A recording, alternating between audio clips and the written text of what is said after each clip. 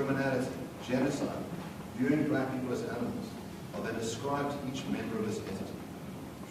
This is done by taking crimes committed or allegedly committed by members of this group recently or hundreds of years ago, and then attributing guilt to the group as a whole. The suggestion is then made that white people deserve to be punished, but because of the great powers of patience and forgiveness of black people, they have not yet been.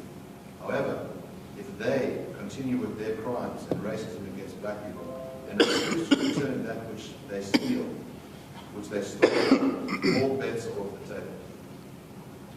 Mr. Malema, I'm giving you your speech, I'm showing you the glossary, I'm pointing out the tactic that you used.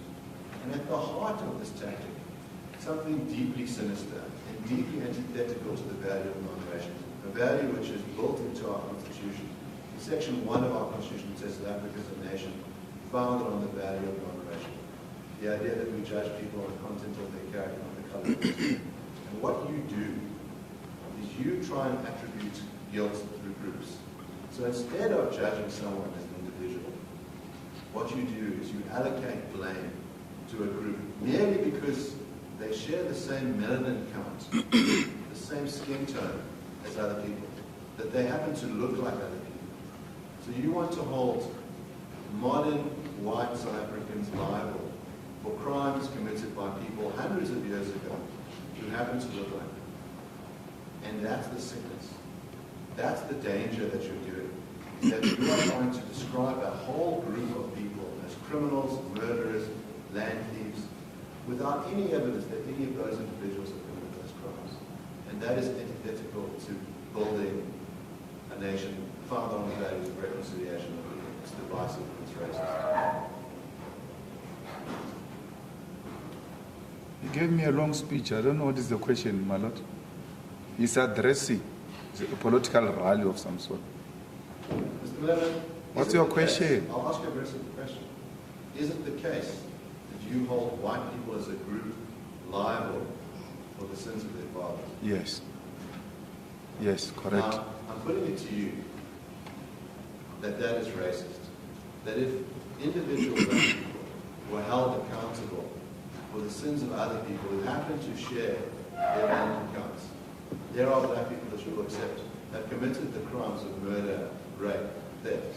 It would be improper to make a claim that all black people are murderers, thieves, and rapists. That would be racist to do so. Do you accept that? My brother, when the white people came here and took our land, they didn't come and take our land as an individual. They took it as settlers and then pushed us to a like sardines in congested environments with no economic opportunities. It is white people who must be ashamed of what they've done to us. You cannot turn tables now and want to blame me for the crimes committed by white people. It is a white regime that killed children in 1976. It is the white regime that killed children in the 80s and in the early 90s. It is white people who engaged in the wars of dispossession and forcefully took our land and our cows. Why can't you take responsibility? Why can't you for once just say sorry for the crimes we have committed against you? Why do you want to become victims when we are the biggest victims here? When we have lost everything? When we as black people remain a traumatized nation? A nation that doesn't know what the future holds for them. At least you are guaranteed the future. At least you know if it doesn't work for you here, you can go somewhere else. We've got nowhere to go. And then you come here and want to accuse me, a victim of racism, of being a racist. It's a huge insult, not only to me, but to black people. Madiba coerced us into reconciling with people who have never been one with. That was a myth. It is unrealistic. You can't reconcile if you've never been together. You never came here with an intention to be with us. You came here with an intention to conquer us. And we remain conquered. You're using this term, you, and this is detached from reality. You want to say that you, me, white people, you are the same as people from 1652, from 350 years ago. You are the same. It's the same. You are the same. You are the same. So let's not go into a debate, please. Let's put the question. Mr. Malema, just listen to the question. The claim is a very simple one. That the way that we deal with things in the justice system is we don't ask someone, are you a member of a particular race? Has that race committed crimes? Yes, that race has committed crimes, therefore you are liable for those crimes. The way that we deal with things in court is we say, did you, as an individual, commit that crime? Are you a murderer? If you are a murderer because of what you did as an individual, we hold you liable. We don't say. My apologies, Your Lordship. He can't structure how the witness should answer the question. If the question is a question of an individual murdered in a criminal trial, there's merit to the proposition. But if he's dealing with a systematic issue, then you can't direct him as to how he should answer on an individual basis. He's dealing with a systematic issue, he should be permitted to do so. Well, the question is very simple. It's to point out that a systematic analysis is fundamentally flawed, and it is premised on the idea of holding individuals liable for the crimes committed by their racism. I'm giving an example where I say that's not how we run things in a just country. We hold individuals liable for their crimes.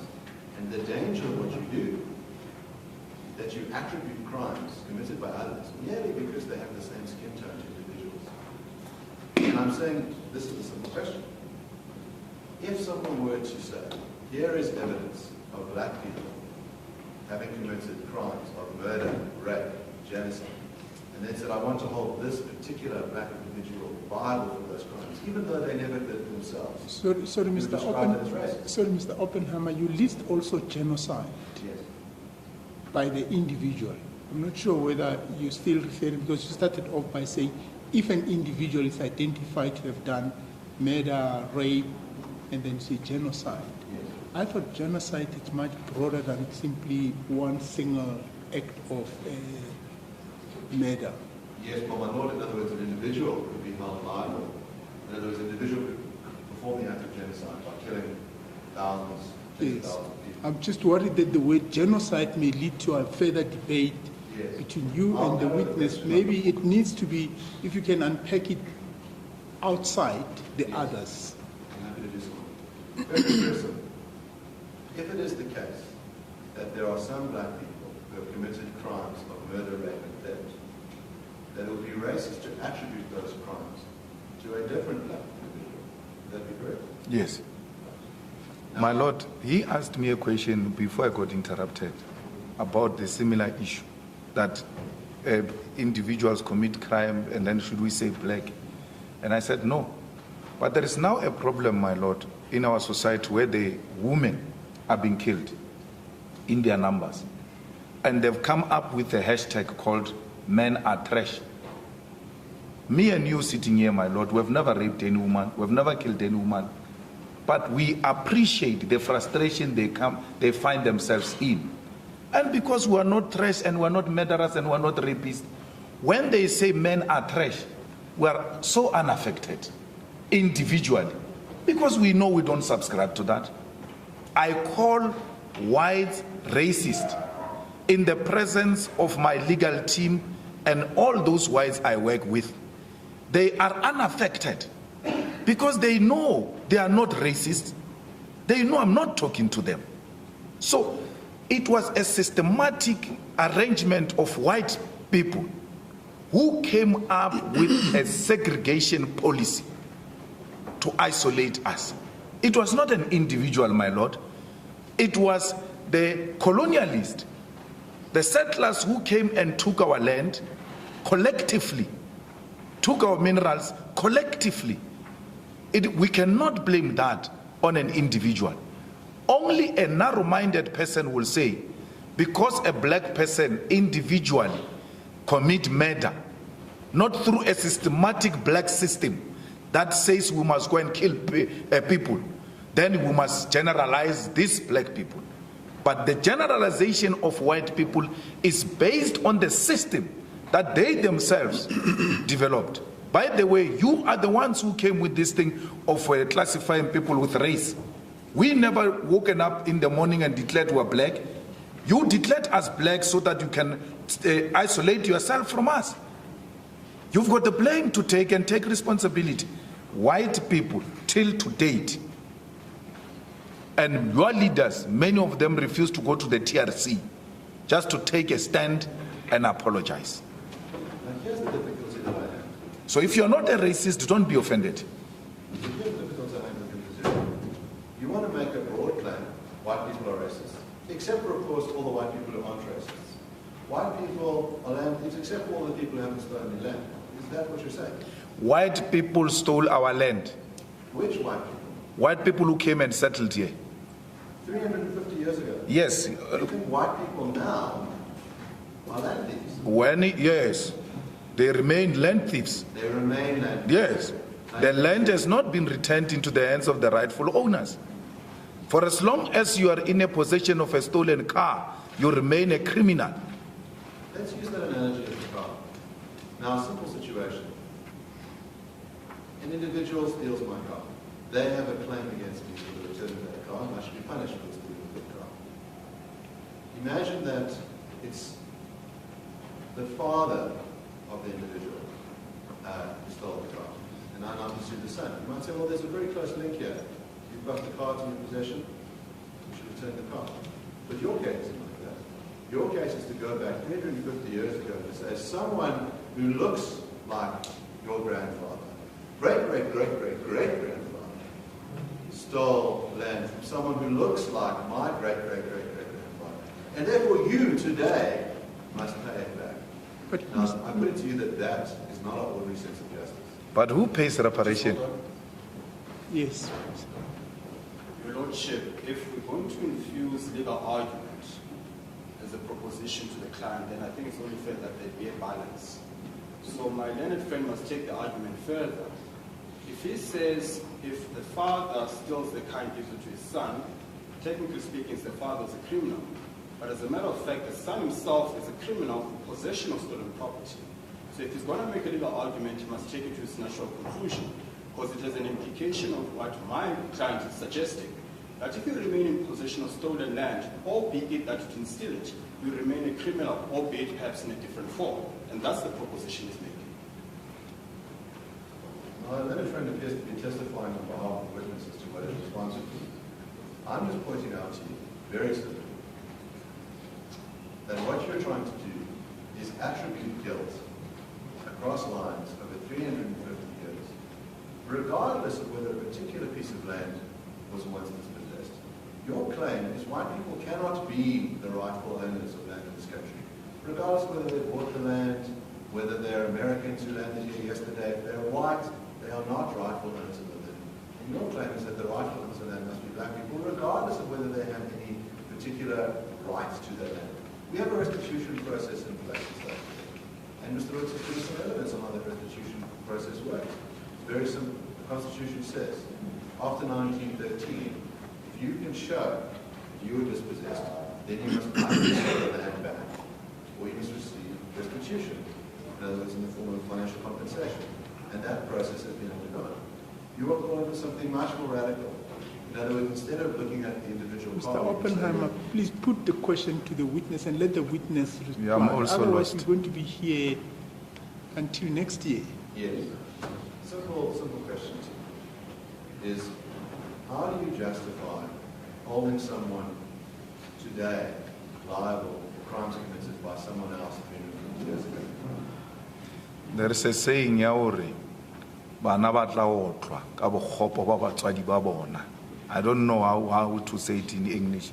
There will be an interpreter here. You cannot take a stolen car from your father and claim you are not a criminal. It remains a stolen car. Let's give counsel an opportunity, and I'll give it a shot. What he's saying is that the children will be punished for the sins of their parents. Yes. So when you steal a car and you pass over the stolen car to your children, it makes that child a criminal as well, because it's in possession of stolen goods. And that child passes that car, or doesn't even pass that car. He sells that car to go and buy another car with the money of stolen goods, it remains a stolen good, the property you bought. With the money stolen, got from a stolen goods, you are in possession of stolen property. Return it, please. Your parents have left you a very bad name, and don't blame it on us. But I asked a question earlier. Reparations are paid. I might just stop you right there. Why I have the name that I have is that my grandparents fled Nazi Germany and sought refuge in South Africa in the 30s to avoid extermination. Now the witnesses brought up my name and I will use the opportunity to respond to I never brought your name.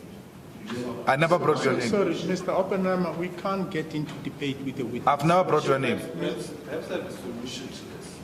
The witness testified at least 3 times yesterday that when he says you, I'm talking about your client. 3 times. The second point is we're getting into a debate, and perhaps it's an opportune time for us to take the tea break as well. Yes, Mr. Oppenheimer? Yes, I'll take it. I want to ask to complete on this one. Are you completed on this question? Because I wouldn't want it to take further time after tea.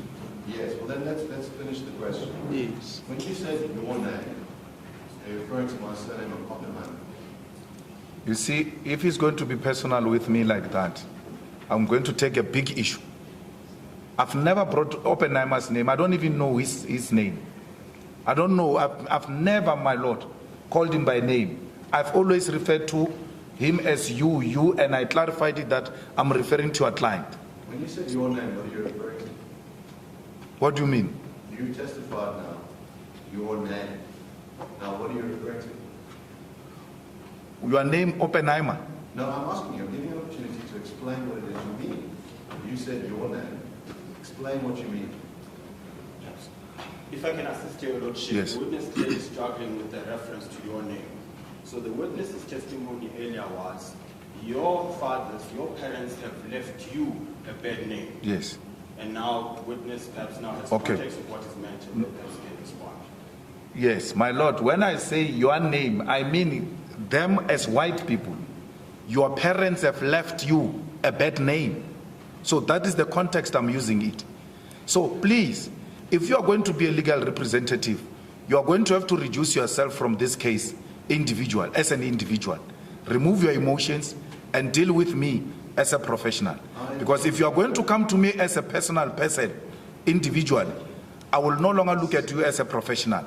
I will decisively deal with you as an individual. Let's pause for a moment. I think we're going to take a tea break. But I think one of the difficulties and the challenge in the questioning Mr. Oppenheimer is this confusion that comes about the systematic issues and the individual issues. I think try and make sure that you stick to one of them at a particular time, because they keep coming backwards and forward.